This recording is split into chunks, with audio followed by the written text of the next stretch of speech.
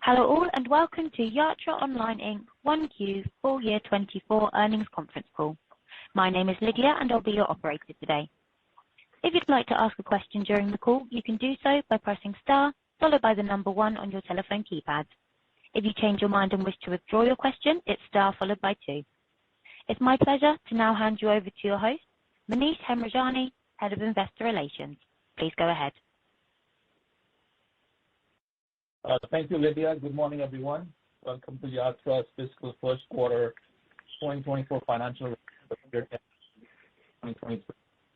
We have on the call today Yatra CEO and co-founder Dhruv Shringi and CFO Rohan Mittal. Following discussion in responses to your questions, text management views as of today, October 16, 2023. We don't undertake any obligation to update or revise the information. Before we begin our formal remarks, let me remind you that certain statements made on today's call may constitute forward-looking statements which are based on management's current expectations and are subject to several risks and uncertainties that could cause actual results to differ materially. For a description of these risks, please refer to our filings with the SEC and our press release filed earlier this morning. These are also available on our investor relations site. With that, let me turn the call over to Dhruv. Dhruv, please go ahead. Thank you, Manish. Good morning to all, and I appreciate your presence on our Q1 earnings call for fiscal 24. I'm delighted to announce a significant milestone for Yatra Online Limited. We successfully concluded our Indian IPO of INR 7.75 billion, which is approximately $93 million, and proudly made our debut on the Indian stock exchanges on the 28th of September. This achievement holds special significance for all of us at Yatra. The funds generated from the IPO are earmarked for strategic investments, acquisitions, inorganic growth, technology advancement, bolstering customer acquisition and retention, and other initiatives pivotal to our organic growth and corporate endeavors. Furthermore, Yatra Online Inc. also benefited from an additional capital of approximately $21 million as the selling shareholder THCL, which is a wholly owned subsidiary of Yatra Online Inc., right, sold these many shares in the open market. The capital not only enables us to settle the MAC debt, but also provides us the flexibility to potentially allocate a part of the residual funds for future Yatra share buybacks. The recent IPO in tandem with these developments offers us strategic leverage, enhancing our market visibility, diversifying our shareholder base, and consequently strengthening the Yatra brand. The IPO was based on a pre-money valuation of INR 16 billion, which is approximately $193 million, which equates to, again, approximately $3.03 per YTRA share that trades on NASDAQ. This is based on a share count of 63.6 million shares outstanding currently. The current market cap of the India entity is approximately 23.15 billion, which is approximately $280 million. And post the IPO, Yatra Online Inc. owns about 65% of its Indian subsidiary, which on a consolidated basis, as I mentioned above, equates to an approximate share price of YTRA shares of $3.03. Now moving on to the June quarter results. I'm pleased to report that we had our strongest quarter on the air front since the advent of COVID, with the highest number of air passengers booked since pre-COVID in December 2019. This was up 41.5% year over year, far outpacing the domestic air passenger industry growth of 14.8%. Moreover, our sequential growth has been twice the pace of the industry, faster than our peers, demonstrating our ability to gain share and the inherent strength of the Yatra brand. International travel has also shown a steady improvement during the quarter, reaching approximately 90% of pre-COVID levels. As we move forward, we remain optimistic and committed to leveraging these positive trends to drive further growth and success. We further fortified our leadership in the corporate travel sector by signing 19 new corporate customers in the June quarter. These customers have an annual billing potential of INR 1.5 billion, which is approximately $18.2 million. This underlines the capabilities and leadership of our corporate travel SaaS platform. As per the IMF, India's economic growth remains robust, driven by a large public capital expenditure push and the resilient domestic demand. The economy is expected to grow by 6.3% in both 2023 and 2024.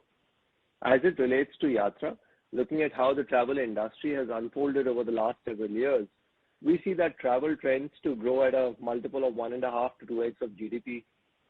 We believe that we should be able to achieve growth rates above market rates as we continue to take share in the corporate travel market and as the consumer market continues to remain robust.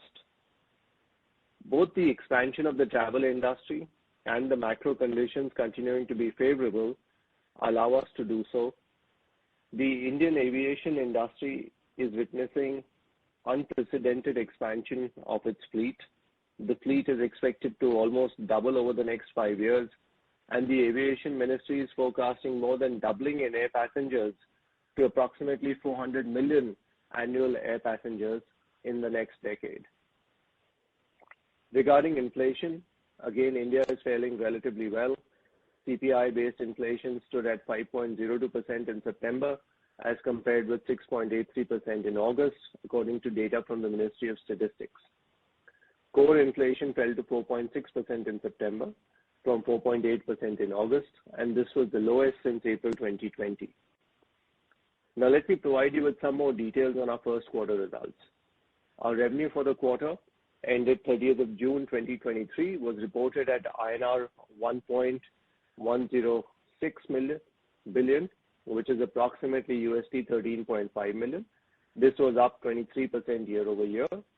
Adjusted EBITDA for the quarter reached INR 115.4 million, which is approximately $1.4 million, marginally lower versus the June 22 quarter at about $1.5 million. India's domestic passenger traffic saw a sequential growth of 3% in the quarter ended June 30, 2023. Compared to this, our domestic passenger traffic grew 6%, faster than peers, reflecting strong market share gains for both our consumer and corporate businesses.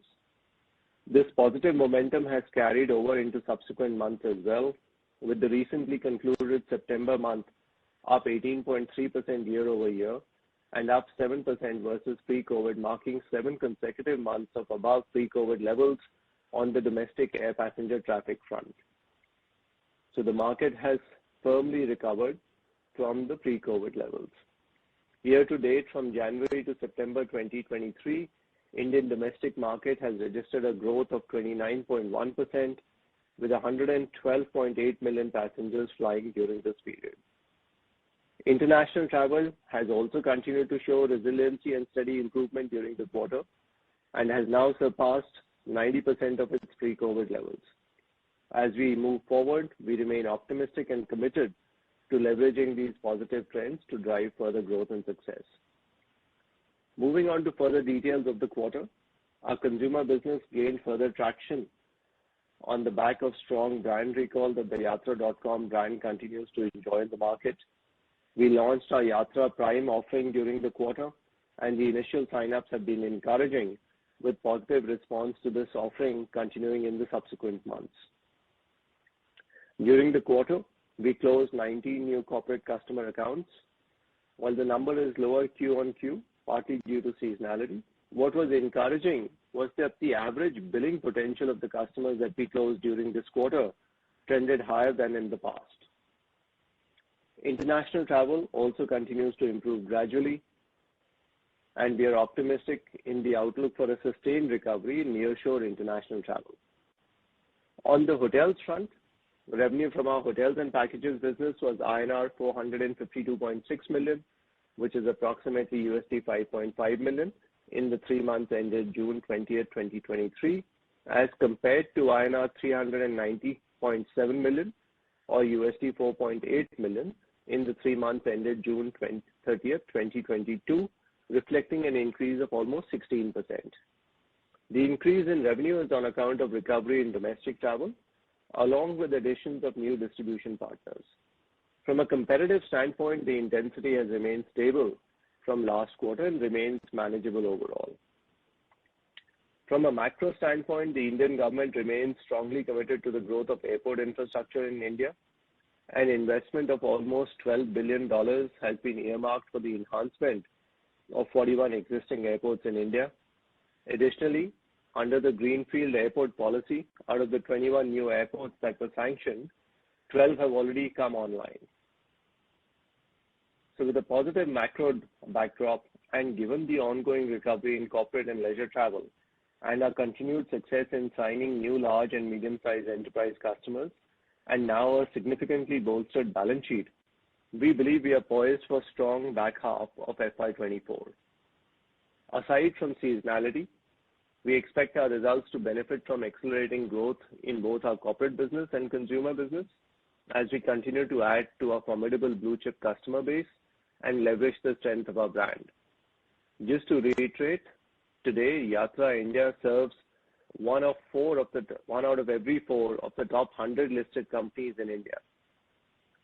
It also services 3 out of the big 4 accounting firms and 3 of the top 5 technology companies in India. Finally, I would like to express my deepest appreciation of our dedicated employees and the shareholders for their unwavering support. With that, let me hand it over to Rohan to walk you through the details of the financial performance. Rohan, over to you. Thank you, Dhruv. I will now review our quarter one numbers for the quarter ended June 30th, 2023. For the June quarter, we continue to witness strong tailwinds, and we were able to grow our gross bookings to INR 19.8 billion, which is about $241 million in quarter one, registering a YOY growth of 11%. The revenue from air ticketing business increased by 30% year-on-year to INR 490 million, which is about $6 million. The adjusted margin also increased by almost 46% YOY to INR 1.2 billion, which is roughly $14 million. The strong growth was driven by sustained travel demand in the country, as well as an accrual of threshold bonus of previous contracts. Revenue from the hotel and packages business increased by almost 16% year-on-year to INR 452 million, which translates into about $5.5 million. And the adjusted margin increased by 1.6% year-on-year to INR 307 million, which is roughly $4.8 million. The increase in revenue and adjusted margin is on account of recovery in domestic travel, as well as addition of new distribution partners. Revenue from the other services decreased by 43.8% year-on-year to INR 26.7 million. The decrease was primarily due to a relook at the freight business. The total adjusted margin from all the segments combined increased by 30.5% year-on-year to INR 1.5 billion, which is roughly $18.3 million. And the total income increased by 22.6% year-on-year to INR 1.1 billion, approximately $13.5 million. Moving on to the expenses, our quarter one marketing, sales promotion, consumer promotion, loyalty program costs increased by 72% on a year-on-year basis to INR 880 million, which is roughly $10.7 million. Our personal expenses increased by 2.2% year-on-year to INR 275 million. Excluding share-based expenses, the personal expense cost increased by 11%, which is in line with the increase in headcount as well as appraisals.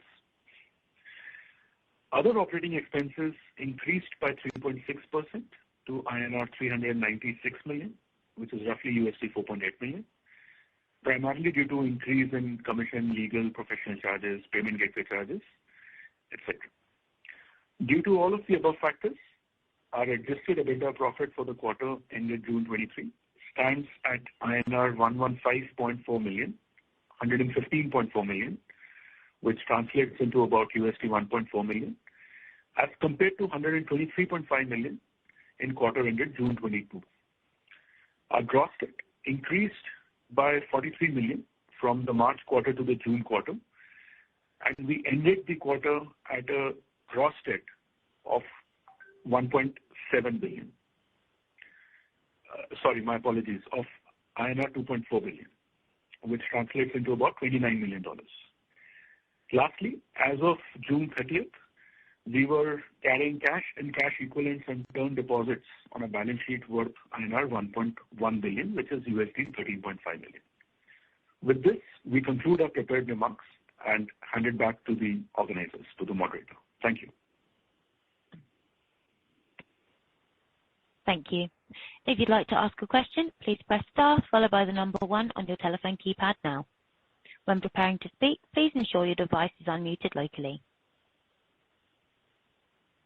Our first question today comes from Scott Buck of H.C. Wainwright. Your line is open. Hi, everybody. Thank you for taking my questions, and congratulations on the IPO. Dhruv, my first question, could you give us a little more color on the acquisition environment and maybe what could potentially make sense for you guys from a strategic perspective? Sure. Hi, good morning, Scott.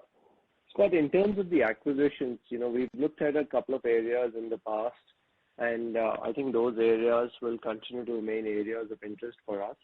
One is offline businesses on the corporate travel side, where we can acquire entities at a reasonably low price and then take out costs from those businesses by putting in place our technology solution and improve the operating margin significantly.